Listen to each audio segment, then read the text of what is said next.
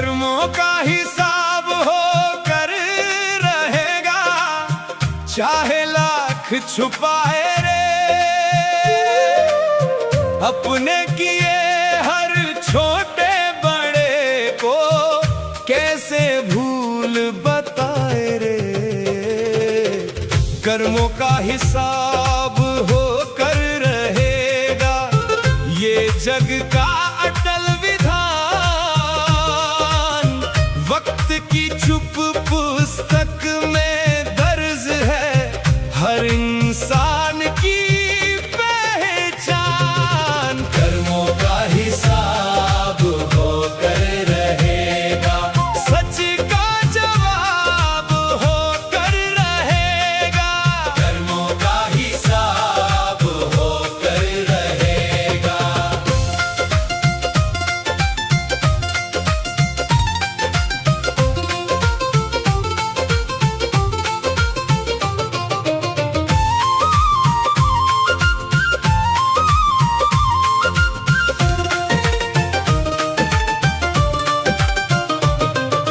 राह किसी की रोक के आगे, मंजिल अपनी मत समझ। दूसरों का हक दबा कर भी खुद को अच्छा मत समझ।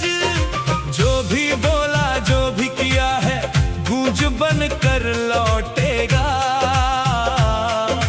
मन के भीतर बैठा साक्षी सब कुछ तुझसे पूछेगा।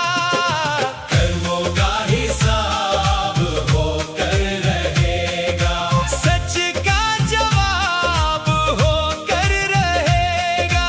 कर्मों का हिसाब होकर रहेगा।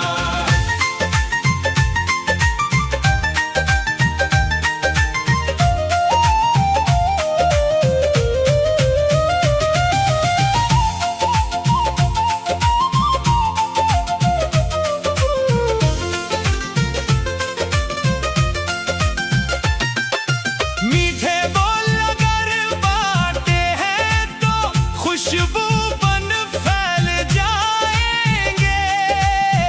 कटु वचनों के बिखरे पत्थर राहों में मिल जाएंगे। दुनिया चाहे भूल भी जाए समय नहीं भूलता रे। अच्छे बुरे हर एक कदम को भीतर कोई तालता रे। कर्मों का हिसाब होकर रहेगा, सच का जवाब होकर रहेगा। कर्मों का हिसाब होकर रहेगा।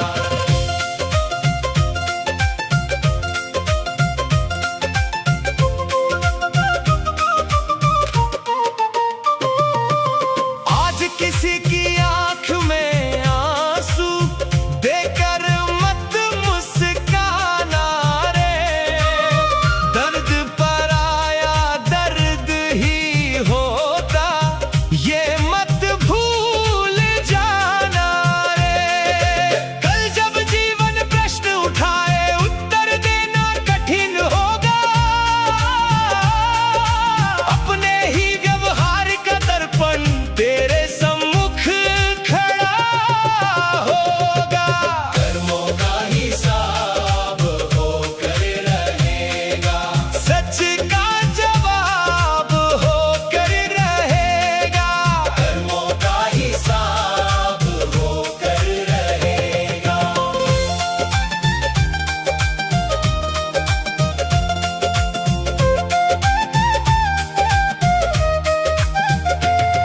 धन पद शोहरत साथ न देंगे, जब समय बदल जाएगा। केवल तेरे कर्मों का चेहरा तेरे आगे आएगा। नेकी वाला दीप जलाकर राह उजाली कर लेना। इस जीवन की छोटी यात्रा सच्चा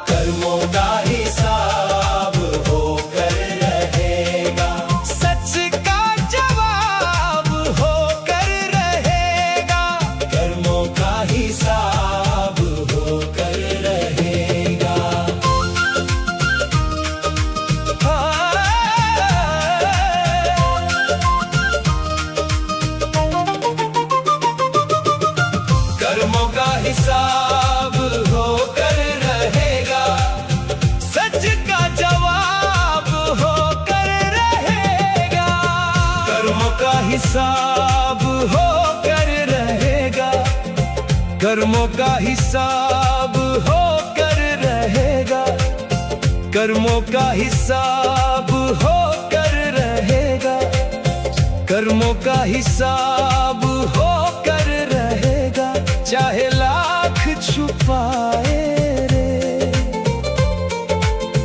अपने किए हर छोटे बड़े को कैसे भूल बताए रे। कर्मों का हिसाब होकर रहेगा, ये जग का अटल विधान। वक्त की चुप पुस्तक में दर्ज है हर इंसान की पहचान।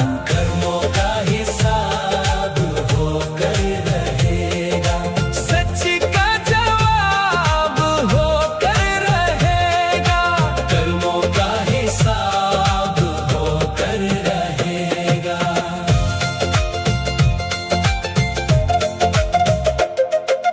राह किसी की रोक रहेगा, चाहे लाख छुपाए रे। अपने किए हर छोटे बड़े को कैसे भूल बताए रे। ভগবানের ঘরটি, তার ছবিটি, তার পুঁথি পুস্তক যাই বলো, ওগুলো ধর্ম কাঁটা। কি গো, তোমরা ধর্ম কাঁটা কি তা জানো তো? উপস্থিত সন্দীপ বাবুর ট্রান্সপোর্টের ব্যবসা। তিনি বিষয়ী, গল্প, রাজনীতি, খেলা, সমাজ এসব আলোচনাই বেশি পছন্দ করেন। বললেন, এনিথিং ব্রিজ ওজন হয় যেখানে মালের। মহারাজ হাসতে হাসতে বললেন, সন্দীপের কমন কোয়েশ্চেন পড়েছে, ও ভালোই বলবে। আচ্ছা সন্দীপ, ওখানে পুরো মাল আলাদা করে গাড়ি ওজন হয় না মাল ওজন হয় গো? সন্দীপ বললেন, সন্দেহ থাকলে মাল নামিয়ে গাড়ির ওজন করে তবেই মালের ওজন হয়, নয়তো বেশিরভাগই গাড়ি সমেত মালটা ওজন হয়ে যায়। মহারাজ বললেন, ওই হলো ভাববার বিষয়। নামটা কেমন দিয়েছে, ধর্ম কাঁটা। মাল সমেত গাড়ি গিয়ে দাঁড়াচ্ছে, কাগজে হিসেব বের হচ্ছে। যে বোকা সে ফাঁকে পড়ে, যে চতুর সে ঠিক বুঝে নেয়। তুমি যদি জনা ছয়েক মজদুর নিয়ে গাড়িতে বসে থাকো তো তোমার মালের ওজন বেশি হবে। তুমি যদি আবার ধুলোয় বসবো ভেবে ৬-৭টা বস্তা নামিয়ে ধর্ম কাঁটার লাইনে অপেক্ষা করো তো ওজন তো কম পাবেই। বৃথাই তোমার মহাজনের সাথে বচসা হয়ে যাবে। আবার কেউ যদি নিজেদের ব্যবসায় নিজেদের মানুষকেই ফাঁকি দিয়ে কারসাজি করে, তার তো কুপকাত হতেই হবে। ভগবানের ঘরে সব ওজন হয়, ওই তোমাদের ধর্ম কাঁটা, বুঝলে? এনিথিং ব্রিজ, ওখানে ফাঁকি দিও না, তাহলে ঠকাও বা ঠকো মন্দই তো হলে। তোমার দেহ গাড়িটি নিয়ে ভগবানের শরণাপন্ন হও, উনিও তোমার গাড়িতে যথাযোগ্য বস্তু আছে কিনা বুঝিয়ে দেবেন। ওর কাছে মেশিন আছে, তোমার গাড়ির ভিতরে লুকোনো মালও দেখে নেবেন, তুমি লোকসান পাবে না।